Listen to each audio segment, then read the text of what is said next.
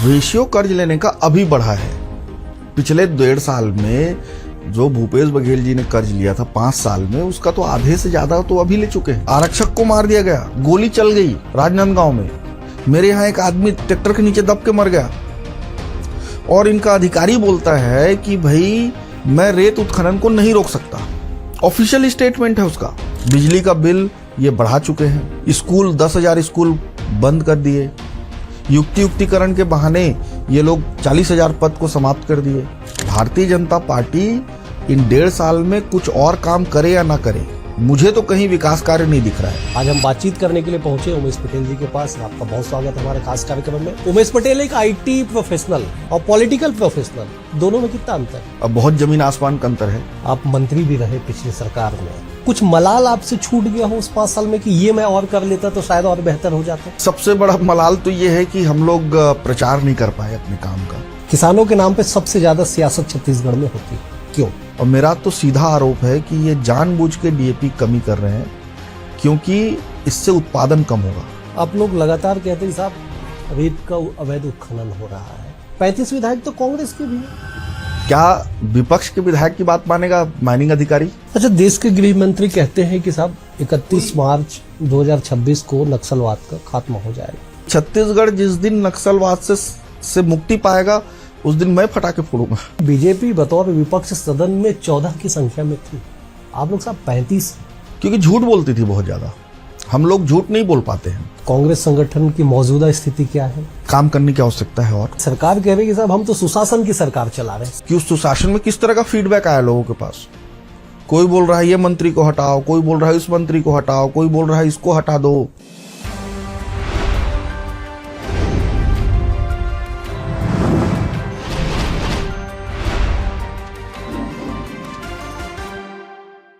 नमस्कार, BS TV के खास कार्यक्रम में आप सभी का स्वागत है। मैं हूं डॉक्टर अवधेश मिश्रा। छत्तीसगढ़ के सियासत में एक ऐसा नाम जो कांग्रेस की ओर से युवा नेता कहें, पूर्व मंत्री कहें या एक बेहद ही विजनरी लीडर कहे, आज हम बातचीत करने के लिए पहुंचे उमेश पटेल जी के पास। आपका बहुत स्वागत है हमारे खास कार्यक्रम में। उमेश पटेल एक आईटी प्रोफेशनल और पॉलिटिकल प्रोफेशनल, दोनों में कितना अंतर? अब बहुत जमीन आसमान का अंतर है। जब आप एक काम करते हैं एक एमएनसी में, so nobody will observe you. आप क्या खाते हैं, क्या पीते हैं, क्या करते हैं, आपके काम से रिलेटेड रहता है। और जब आप सार्वजनिक जीवन में आते हैं तो आपकी हर चीज को ऑब्जर्व किया जाता है।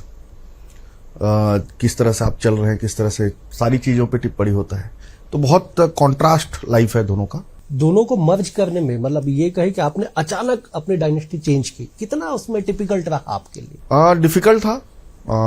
इनिशियली बहुत डिफिकल्ट लगा, लेकिन धीरे धीरे इसमें भी ढल गए। लगभग 10 साल आपको हो गए पॉलिटिक्स में, प्योर पॉलिटिक्स में। ज्यादा हो गए, 10 साल, 12 साल लगभग हो गए। 12 साल में पॉलिटिक्स को अब कहाँ देखते हैं और उस समय कहाँ आप देख रहे हैं? दूर से देखने में अलग होता है। जब मेरे पिताजी थे पॉलिटिक्स में तब मेरे को बहुत सारी चीजें आसान लगती थी। दूर से देखने में बहुत एक अलग पॉइंट ऑफ व्यू बनता है, चीजें आसान लगती है। लेकिन जब आप खुद उसमें घुसोगे तो कठिन काम है ये। पॉलिटिक्स अपने आप में एक कठिन काम है। सब लोगों को एक उसमें बांध के रखना, एक बात पे सबको लेके जाना, ये बहुत मुश्किल काम है। आपने अपने पिताजी का जिक्र किया, उनकी छवि दिखाई पड़ती है आप में। लोग कहते भी होंगे कैसे मैच करते, क्योंकि उनका जो कद राजनीति में था या उनके जाने के बाद भी जो कद है, उसको मैच करना बड़ा कठिन काम, बहुत मुश्किल काम है। मैच तो करना लगभग नामुमकिन है। मैं मतलब एक ऑनेस्ट बात करूंगा कि उनके बराबरी कर पाना तो बहुत मुश्किल चीज है। कोशिश ये रहती है मेरी कि मैं अपने व्यवहार में ये रखूं कि जिससे किसी को तकलीफ मत हो, कोई हर्ट मत हो, किसी का ईगो हर्ट मत हो, और सबको समान व्यवहार के साथ लेके चल पाऊं। 2013 से आप पॉलिटिक्स में आए, विधानसभा चुनाव लड़े, जीते। उसके बाद अचानक से लोग आपकी तरफ एक उम्मीद भरी नजरों से देखने लग गए दिवंगत पटेल जी के जाने के बाद, कि आप उनकी जगह को रिप्लेस करेंगे। सालों साल से उनका जो रिश्ता था वो आप कहां तक निभा पाए? देखिए, ये तो लोग ज्यादा अच्छा बता पाएंगे, लेकिन फिर मैंने कहा ना, मेरी कोशिश ये है कि कभी भी मेरी कोशिश ये नहीं रही कि मैं उनको मैच करूं, क्योंकि ये क्वाइट इम्पॉसिबल लगता है मुझे उनको मैच करना। इसलिए मैं अपने व्यवहार में ऐसा रखूं कि लोगों को तकलीफ मत हो, लोगों का हेल्प हो सके, और जितना मदद कर सकूं मदद करूं। आप मंत्री भी रहे पिछली सरकार में, 5 साल आपने बड़ा अच्छा काम भी किया। कुछ मलाल आपसे छूट गया हो उस 5 साल में कि ये मैं और कर लेता तो शायद और बेहतर हो जाता? नहीं, सबसे बड़ा मलाल तो ये है कि हम लोग प्रचार नहीं कर पाए अपने काम का। देखिए, जो मेरा कार्यकाल रहा उसमें छत्तीसगढ़ को कई मौकों पे सराहा गया, चाहे उच्च शिक्षा हो, चाहे खेल हो। अब देखिए, मेरे खेल विभाग में आने से पहले एकेडमीज की संख्या सिर्फ 7 थी।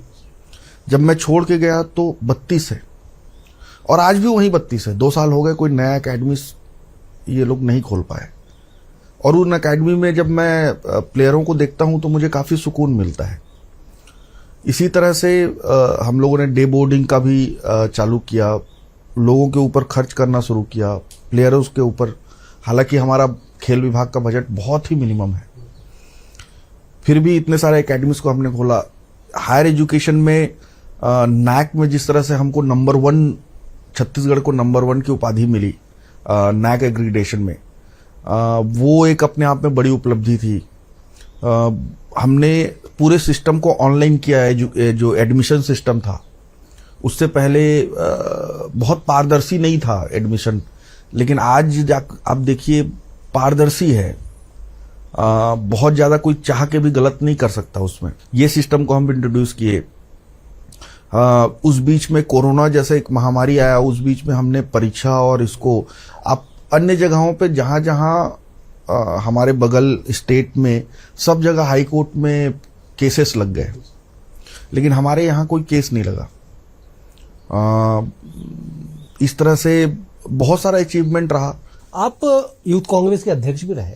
आप पॉजिटिव पॉलिटिक्स या कंस्ट्रक्टिव पॉलिटिक्स की ओर आप आगे बढ़ते हैं, नेगेटिव पॉलिटिक्स से क्यों बचते हैं आप? नेगेटिव पॉलिटिक्स मेरा नेचर नहीं है। मैंने आपको कहा कि मैं अपने व्यवहार को ऐसा रखना चाहता हूं कि लोगों को कष्ट मत हो मेरे व्यवहार से। मैं लोगों का काम आ सकूं। किसी को बिगाड़ने के बारे में मैं सोचता नहीं हूं। मैं उतना दिमाग लगाता नहीं हूं कि किसी का बिगड़े, किसी को परेशानी हो, किसी को तकलीफ हो। इस तरफ मेरा फोकस होता ही नहीं है। भाई, अगर मेरे में ताकत होगी तो मैं हेल्प करूंगा सामने वाले की।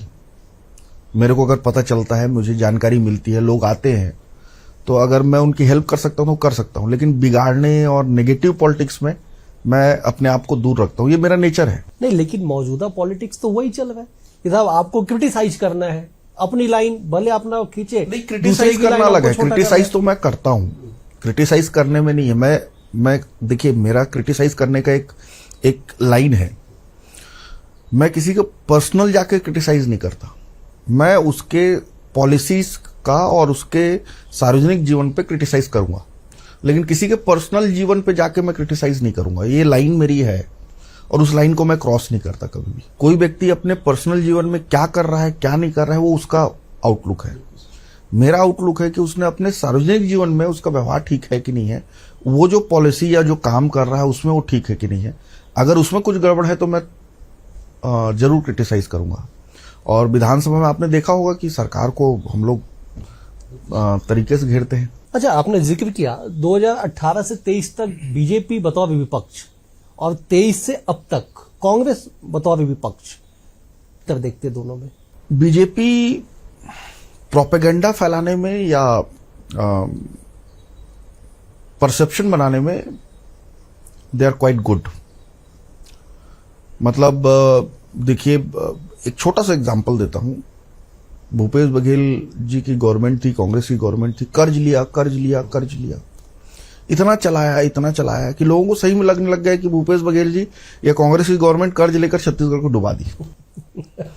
जबकि आप कंपेयर करोगे जीडीपी के साथ तो वो रेशियो उतना ही है जितना रमन सिंह जी के समय था। रेशियो कर्ज लेने का अभी बढ़ा है। पिछले 1.5 साल में जो भूपेश बघेल जी ने कर्ज लिया था 5 साल में, उसका तो आधे से ज्यादा तो अभी ले चुके हैं। ये जो परसेप्शन बनाने का काम है, ये बीजेपी काफी अच्छे से करती है और झूठ बोलने में उस्ताद है। 2024 जनवरी में अगर कोई एग्जाम होता है बिल्कुल, तो वो किसके शासन में हुआ? बीजेपी के शासन में। लेकिन विधानसभा जैसे जगह पे भी ये लोग हिचकते नहीं है ये बोलने से कि ये कांग्रेस के जमाने का है, जबकि बोल रहे हैं डेट जनवरी 2024। नहीं, उन्होंने कहा कि प्रोसेस आपके सरकार में शुरू हो गया था सितंबर से। प्रोसेस तो आचार संहिता लगने के बाद चालू हो गया था, तो उस समय सरकार तो एक खाली उसके लिए रहता है, क्या बोलते हैं उसको, देखरेख के लिए। कोई निर्णय बहुत ज्यादा नहीं करता है आचार संहिता में कोई भी सरकार। तो सितंबर में शुरू हुआ, लेकिन गड़बड़ कहां हुआ है? परीक्षा के समय। आप समझ रहे हैं, गड़बड़ परीक्षा के समय हुआ है। और वो कब हुआ? जनवरी 2024 में। 7 जनवरी शायद तारीख थी। एग्जैक्टली डेट तो मेरे को याद नहीं है, लेकिन जनवरी 2024 है। वो कांग्रेस के शासन में कैसे हो सकता है? अच्छा, जब प्रोसेस भी शुरू हुआ बता रहे हैं ये लोग, वो भी आचार संहिता लगने के टाइम पे हुआ है, फिर कैसे गड़बड़ कर सकता है कांग्रेस पार्टी इसमें? तो इस तरह से परसेप्शन बनाने में बहुत ज्यादा आगे हैं। और खासकर ईडी, सीबीआई तो है ही साथ में। तोता, दो तोता बोलता हूं मैं इनको, ईडी और सीबीआई उनके साथ है और वो कांग्रेस के लीडर्स को टारगेट कर रहे हैं। लेकिन बीजेपी बतौर विपक्ष सदन में 14 की संख्या में थी, आप लोग साहब 35 हैं। फिर भी आपको क्यों लगता है कि बीजेपी ज्यादा परसेप्शन क्रिएट कर पाती थी और आप लोग नहीं कर पा रहे? क्योंकि झूठ बोलती थी बहुत ज्यादा। हम लोग झूठ नहीं बोल पाते हैं उतना। बीजेपी, मैंने बताया ना कि वो खड़े खड़े विधानसभा में भी जब 7 जनवरी 2024 को एग्जाम हुआ है, उसको भी बता सकते हैं कि कांग्रेस के जमाने का है। हम लोग नहीं बोल सकते। अगर जो हमारे गवर्नमेंट की है तो हम लोग बोलेंगे कि हाँ, हमारे गवर्नमेंट में ये एग्जाम हुआ है। और बीजेपी झूठ बोलने में पीछे नहीं हटती है। तो एक ही बात को वो लोग बोलते रहते हैं, तो उससे एक परसेप्शन बन जाता है जो बना। आगे हम लोगों को उसको ध्यान रखने की जरूरत है हमारे लिए। उसको किस तरह से काउंटर किया जाए जब ये परसेप्शन जो बनाते हैं। विधानसभा के भीतर कांग्रेस कितनी अटैकिंग है, कितनी अग्रेसिव है? एग्रेसिव है। देखिए क्या होता है, अगर आप कंपेयर करोगे पहले ईयर्स को किसी के आखिरी साल से, तो बहुत अंतर पड़ेगा। क्योंकि फर्स्ट ईयर में आप गवर्नमेंट को टाइम देते हो काम करने का। अब 1.5 साल हो गया, चीजें अब इनके लिए, इनके कामों पे मूल्यांकन होना शुरू हुआ है। अभी यही 2 साल, 2.5 साल हो जाएगा, 3 साल हो जाएगा तो आपको अलग लगेगा, और आखिरी साल में तो अलग ही दिखेगा। तो इस फर्स्ट ईयर को कंपेयर नहीं करना चाहिए। फर्स्ट ईयर को अगर आप कंपेयर करोगे तो ये एक मोस्टली ये रहता है कि गवर्नमेंट अभी फॉर्म हुआ है, थोड़ा सा टाइम दो, थोड़ा सा इनको ये होता है। तो इसलिए फर्स्ट ईयर उतना अटैकिंग नहीं होता किसी भी गवर्नमेंट के लिए। और उसके बाद के जो साल है जिसमें आप मूल्यांकन करते हो, आप लोगों को बताते हो किस तरह से होगा। जैसे अब इन्होंने रेडी टू ईट, इतना बड़ा भ्रष्टाचार किया है, इसकी सीमा ही नहीं है। लेकिन वो तो आप ही के रायगढ़ जिले में कह रहे हैं कि साहब हमने अब सेल्फ हेल्प ग्रुप को हमने दे दिया और मोदी जी का जो विजन था वो पूरा कर दिया, मोदी की गारंटी पूरा कर दिया। मोदी जी की गारंटी पे मैं बोलना चाहूंगा कि 57,000 शिक्षकों की भर्ती थी। अब फिर हम लोग बोलेंगे प्रधानमंत्री अपने वादों से मुकरता है, तो बोलेंगे प्रधानमंत्री का आपत्ति कर। खुद ही गारंटी क्यों देते हैं मोदी की? और जो गारंटी देते हैं तो फिर पूरा करना चाहिए। नहीं, लेकिन सरकार कह रही है कि साहब हम तो सुशासन की सरकार चला रहे हैं, सारी गारंटी। वही तो बता रहा हूं आपको, 57,000 शिक्षकों की भर्ती। और इधर षड्यंत्र क्या कर रहे हैं? युक्तिकरण करेंगे। बोले ठीक है भैया, युक्तिकरण कर लो, लेकिन उस युक्तिकरण के पीछे क्या षड्यंत्र किए कि 40,000 पोस्ट गायब हो गए। युक्तिकरण सेटअप को बदल दिया गया। 1:3 का रेशियो हमारे प्राइमरी स्कूल में था, 1:4 हमारे मिडिल स्कूल में था, उसको 1:2 और 1:3 कर दिया गया। अब मुश्किल से अगर 5,000 और शिक्षक आप भर्ती कर लो तो पूरा फुलफिल हो जाएगा।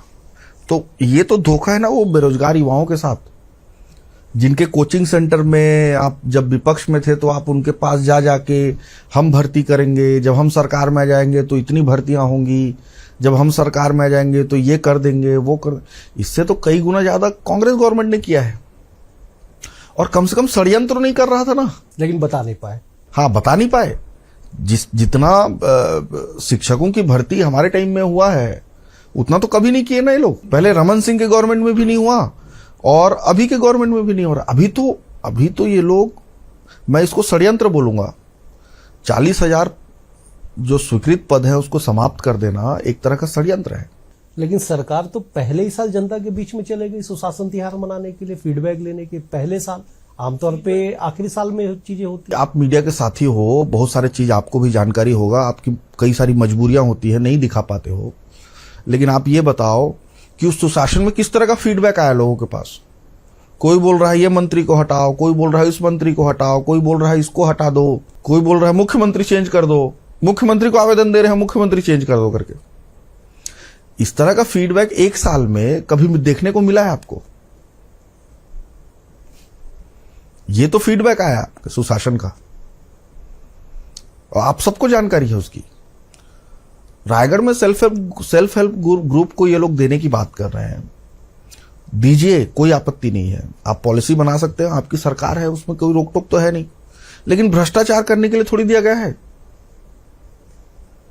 अगर कोई डिफॉल्ट है, महिला एवं बाल विकास विभाग ये बोल रहा है कि ये समूह डिफॉल्ट है, ठीक है, खुद बोल रहा है ना, और उसके बाद उसी को दिया जा रहा है और नंबर जोड़ोगे तो चौथे नंबर पे आ रहा है। और अन्य ग्रुपों ने दावा आपत्ति किया है एक एक पॉइंट पे, उसका रिसीविंग है, बिना निराकरण करे इसका हो रहा है, वो चौथे नंबर का हो गया। मैं फोन करके महिला एवं बाल विकास के अधिकारी से पूछा कि भाई आप कैसे कर रहे हो, तो उन्होंने कहा सर आप नहीं बोलोगे तो मैं एक बात बोलूं, भारी दबाव है हमको। अच्छा, तो इस तरह का, मैं वही तो जानना चाहता हूं, कौन सी अदृश्य इतनी शक्ति आ गई कि अब अधिकारी दुबे जवान में बोल रहे हैं कि नहीं हो पा रहा है, हमें भी लग रहा है गलत हो रहा है करके, लेकिन क्या करें। रेत उत्खनन, मतलब आप ऐसा लग रहा है कि कोई घाट छूटेगा ही नहीं, इतना अवैध उत्खनन। एक आदमी मर गया,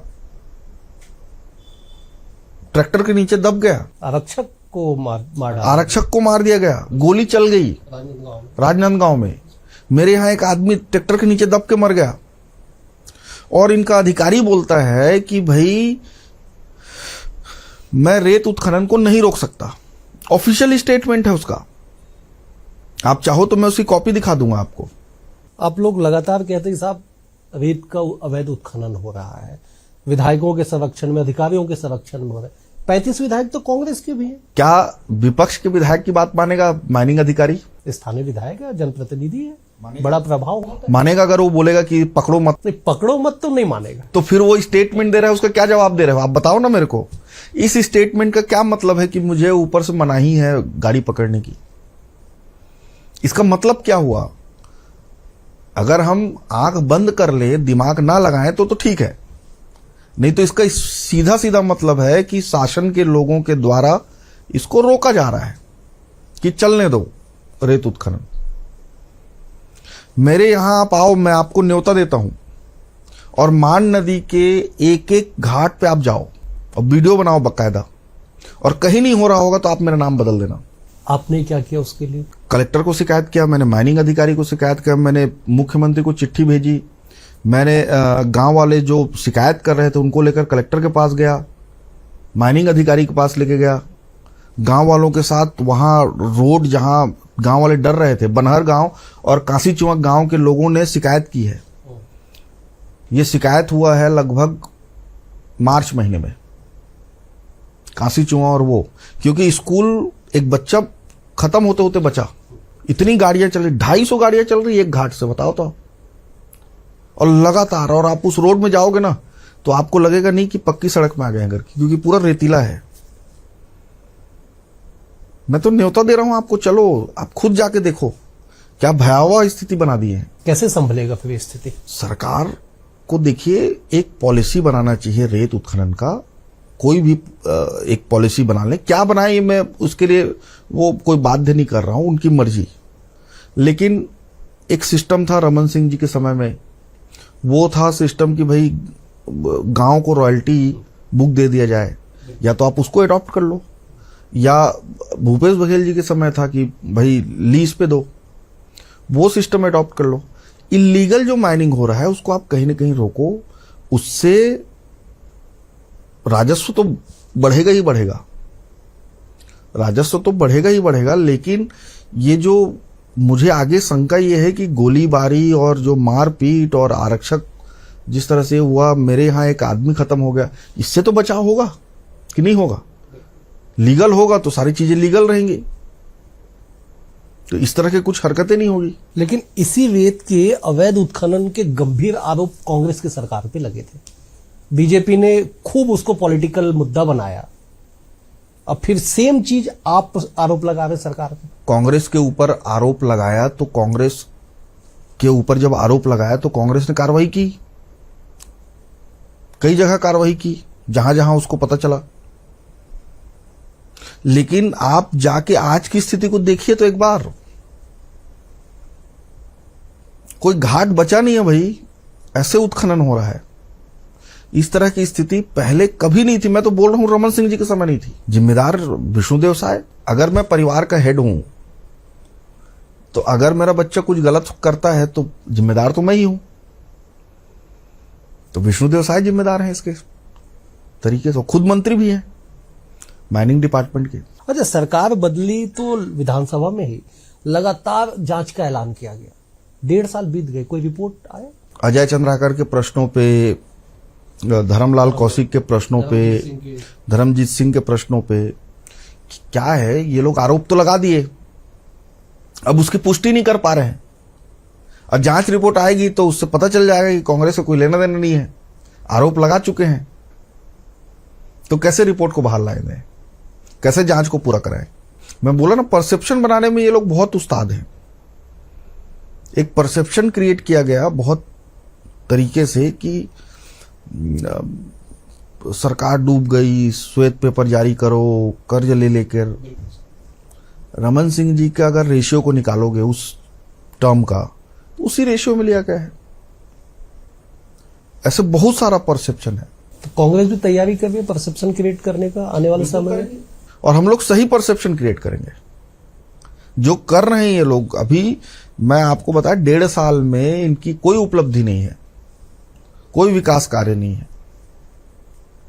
बिजली का बिल ये बढ़ा चुके हैं, स्कूल 10,000 स्कूल बंद कर दिए, युक्तिकरण के बहाने ये लोग 40,000 पद को समाप्त कर दिए। कई विभागों में आपको पता है, ये जल संसाधन विभाग में जेई का पोस्ट होता है, एक जेई के पोस्ट को ये आउटसोर्सिंग कर रहे हैं, ठेका सिस्टम। आप जानकारी निकालिए, जेई के पोस्ट को, ठीक है आप ठेका से कर देंगे, तो ये जेई में तो जब एई बनता है तो 50% जो पद होता है प्रमोशन का होता है, तो यही अगर नहीं रहेगा आदमी तो प्रमोशन होकर कहां जाएगा? 10 साल बाद सिस्टम कहां बनेगा? ना आपके पास एई रहेगा, ना जेई रहेगा, ना डी रहेगा। अभी हो रहा है वो, उसका टेंडर निकला हुआ है। अच्छा, देश के गृह मंत्री कहते हैं कि साहब 31 मार्च 2026 को नक्सलवाद का खात्मा हो जाएगा। बेहद संवेदनशीलता से आपसे सवाल पूछ रहा हूं, आपके मन में खुशी है उस डेडलाइन को लेकर? देखिए, मैं इस बात का समर्थन करता हूं कि नक्सलवाद यहां से समाप्त हो। मैं इस बात को स्वागत योग्य मानता हूं, लेकिन मेरी एक उसमें क्वेश्चन मार्क है। क्वेश्चन मार्क ये है कि भाई नक्सली के बहाने किसी सामान्य आदमी के साथ गलत मत हो। मैं तो खुद इससे पीड़ित हूं, और मैं तो चाहूंगा, मैं तो खुला रूप से कह रहा हूं कि छत्तीसगढ़ जिस दिन नक्सलवाद से मुक्ति पाएगा उस दिन मैं फटाके फोड़ूंगा। क्या मैं इससे और क्या कह सकता हूं? मैं तो इससे पीड़ित आदमी हूं, मैं इसका समर्थन करता हूं। लेकिन जो चिंता वाली बात है, जो खबरें आ रही है कि रसोइयों को मार दिया गया, इस तरह की घटना ना हो, इसको देखने की बहुत ज्यादा जरूरत है। कोई भी सामान्य व्यक्ति जो नक्सली नहीं है, उसको नक्सलवाद के कारण उसके ऊपर हमला मत हो। 2013 की दुखद घटना का आपने जिक्र किया, साहब 2025 आधा बीत चुका है, कुछ जांच में स्पष्ट नहीं हो पाया, कितना मलाल है आपके मन में? बहुत मलाल है उसका। बहुत सारी बातें इस विषय में मैं कर चुका हूं और अब मुझे बोलने की इच्छा नहीं होती। लेकिन यही हुआ कि हमारी गवर्नमेंट में जब 5 साल था तो हम लोग ज्यादातर समय हमारा अदालत में गुजरा, चाहे हाई कोर्ट हो चाहे सुप्रीम कोर्ट हो। फिर मैं बोल रहा हूं कि सुप्रीम कोर्ट ने जब आदेश जारी किया कि आप एसआईटी से जांच कर सकते हो, वो 17 नवंबर को किया। हमारा वोटिंग जिस दिन हुआ उसके 8-10 दिन बाद वो जारी हुआ और 3 दिसंबर को शायद गवर्नमेंट चेंज हो गई। तो इसका मलाल जरूर रहेगा और कभी मौका मिला तो इस बार बिना चूक के उसमें कार्रवाई करेंगे। बस्तर जाना पसंद करते हैं? बिल्कुल जाना, क्यों नहीं करूंगा। राजनीति में 10 साल बाद उमेश पटेल कहाँ होंगे?